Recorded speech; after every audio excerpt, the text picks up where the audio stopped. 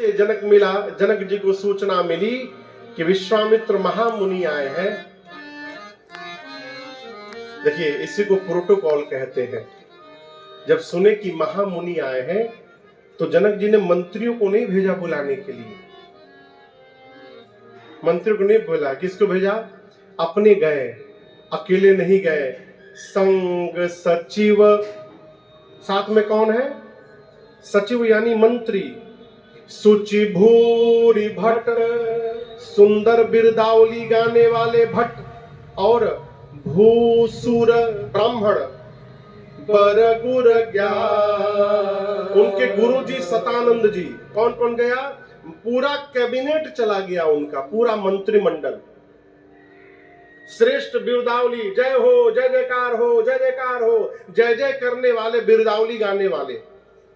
अब देखिएगा, जो कुछ कोई कई नेता ऐसे होते हैं ना कि उनको, मान लीजिए द्वारिका है ना, यहां से ट्रेन खुल के जामनगर जाती है, ट्रेन मिश्रा जी, हाँ आप ही से पूछ रहे थे, हाँ। तो यहां से ट्रेन खुल के जामनगर जाती है, तो कई नेता ऐसे होते हैं ना कि यदि उनको यहाँ ट्रेन से द्वारिका से जामनगर जाना हो तो अपने चेला लोगों को एक दिन पहले ही भेज देते, पैसा दे करके, ये लो 10,000 रुपया, माला खरीद लेना, एक बैंड बाजा कर लेना, अब भाड़े पर 4-5 आदमी लेकर जिंदाबाद जिंदाबाद करने के लिए फूल उल लेके पहुंचे रहना गाड़ी पे। तो जैसे उतरेंगे उनके ही आदमी उनको माला पहना के जिंदाबाद जिंदाबाद जिंदाबाद जिंदाबाद करते हैं। तो उसी प्रकार अपना जय जयकार नहीं कराने के लिए, विश्वामित्री का जय जयकार करने के लिए भट्टों को लेकर गए, श्रेष्ठ ब्राह्मणों को लिए स्वस्ति वाचन करने के लिए, और अपने गुरुदेव भगवान को लिए कि उनकी क्षत्र छाया में हम उनसे मिलने जाएं। इतने लोगों को लेकर जनक जी महाराज विश्वामित्र जी से मिलने गए। और जाने के बाद सबसे पहले क्या किया होगा, आप लोग बताइए, क्या किया होगा? चरण स्पर्श, कैसे? दंडवत किया होगा, प्रणाम नहीं किया। यहां लिखा है कि इन्ह प्रणाम, कैसे प्रणाम किया? चरण धरि माथा। हम क्या गाने वाले थे कि इन्ह प्रणाम चरण धरि माथा।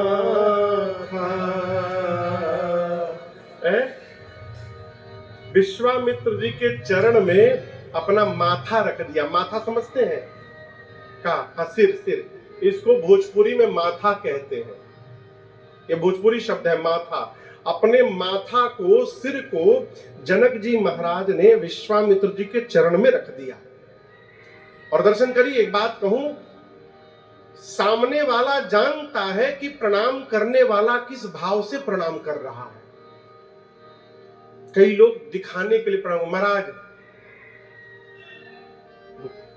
कई, अब तो ये भी काम खत्म, कौन हाथ उठाए ना, उसमें भी दिक्कत है, उठाना पड़ेगा, महाराज हो ही गया प्रणाम।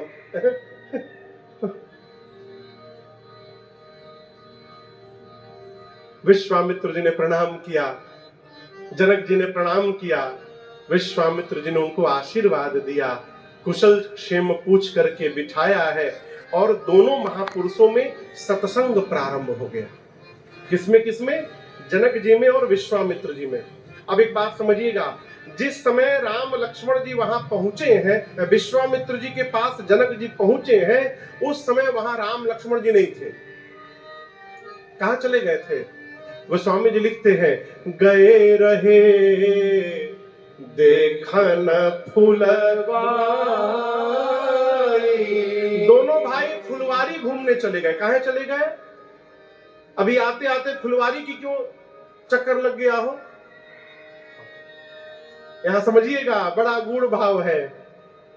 बड़े के आगे छोटा बन के रहना चाहिए, बड़े के आगे बड़ा बनने से मर्यादा समाप्त हो जाती है।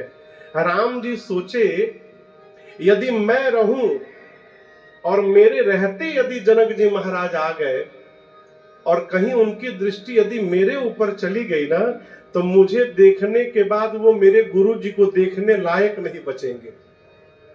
वो मेरे में ही फंस जाएंगे, और जब मेरे में फंस जाएंगे तो मेरे गुरु जी का सम्मान आदर कैसे होगा। तो विश्वामित्र जी का आदर सत्कार हो जाए, इसलिए राम जी अपने आप को वहां से निकाल के लेके चले गए।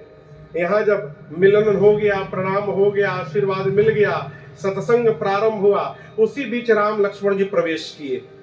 और जैसे राम जी आए और जनक जी महाराज देखे ना, उठ के खड़े हो गए, खड़े हो गए। उठे केवल जनक जी नहीं, सभी लोग खड़े हो गए। उठे सकल जब रघुपति आए। विश्वामित्र जी ने राम जी को अपने बगल में बिठाया, विश्वामित्र निकट बैठाए। जनक जी महाराज जब राम जी को देखे तो सब सत्संग भुला गए, मन में सोचे कि ये गोरा वाला नहीं, ये जो सांवले वाले हैं ना, ये मेरी बिटिया के लिए एकदम उचित दूल्हा दिखाई दे रहे सीता के लिए। यदि पता चल जाए ना, आनंद आ जाएगा कौन है ये। तो विश्वामित्र जी से जनक जी बोले कि फिर सत्संग प्रारंभ किया जाए। और जनक जी बोले सत्संग अपने घर में रखिए, अभी महा सत्संग मेरी आंखों के आगे आके बैठ गया है।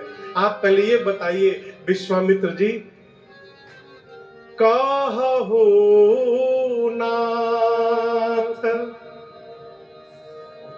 इस सुंदर दो बालक,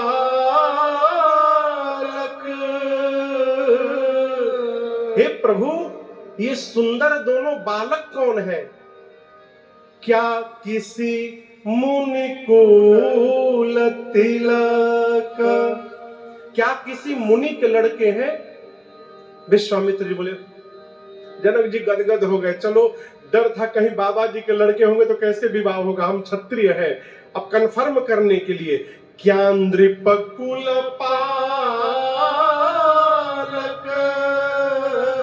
क्या किसी राजा के बेटे हैं? अब इस पर विश्वामित्र जी कुछ बोले नहीं।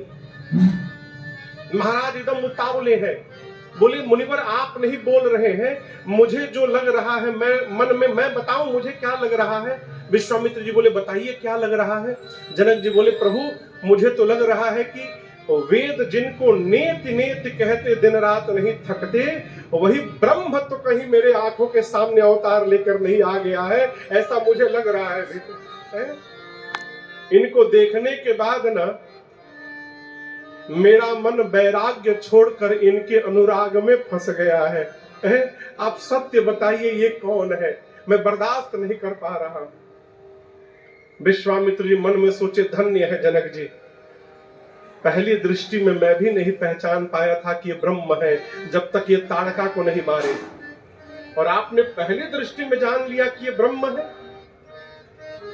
बोले महाराज आप नहीं, संसार में जितने जीव हैं सब इनको प्राण के समान प्रेम करते हैं। जैसे विश्वामित्र जी बोले राम जी मुस्कुराए, कहे गुरुदेव मेरा पोल मत खोलिए गुरुजी, मैं गुप्त रूप में अवतार लिया हूं, मेरा असली परिचय मत बताइएगा। तब विश्वामित्र जी ने राम जी का लौकिक परिचय दिया। क्या? रघुकुल मणि दशरथ के जाए, रघुकुल मणि दशरथ के जाए, मम हित लागे नरेश पढ़ाए, मम हित लागे नरेश पढ़ाए, सुंदर श्याम गौर भ्राता, सुंदर श्याम गौर भ्राता, आनंद होंगे आनंद दाता, आनंद होंगे आनंद दाता, आनंद होंगे आनंद दाता, आनंद होंगे आनंद दाता। परिचय दिया, रघुकुल के मणि महाराज दशरथ के पुत्र हैं राम लक्ष्मण। मेरे यज्ञ की रक्षा के लिए महाराज ने इनको विदा किया। थोड़ा शार्पनेस बढ़ाइएगा, आवाज बैठ गया। राम जी ने यज्ञ की रक्षा की मुनिवर, और विशाल घोर निशाचरों का अंत किया इन्होंने। और मेरे साथ दोनों भैया यहाँ धनुष यज्ञ देखने के लिए आए हैं। जैसे पूरा परिचय मिला जनक जी महाराज को, मन में सोचने लगे, चक्रवर्ती राजा के बेटे हैं, आम के बगीचे में रहेंगे उचित नहीं है इनके लिए। जिस प्रकार का अतिथि होता है उसी प्रकार की उसकी व्यवस्था करनी चाहिए। सरकार, एक ही मंत्र से सभी देवताओं की पूजा नहीं की जाती। तस पूजा चाहिए जस देवता। ले जाकर आम के बगीचे में से और मिथिला के सबसे सुंदर महल में श्री जनक जी महाराज ने राम लक्ष्मण विश्वामित्र जी को स्थान दे दिया।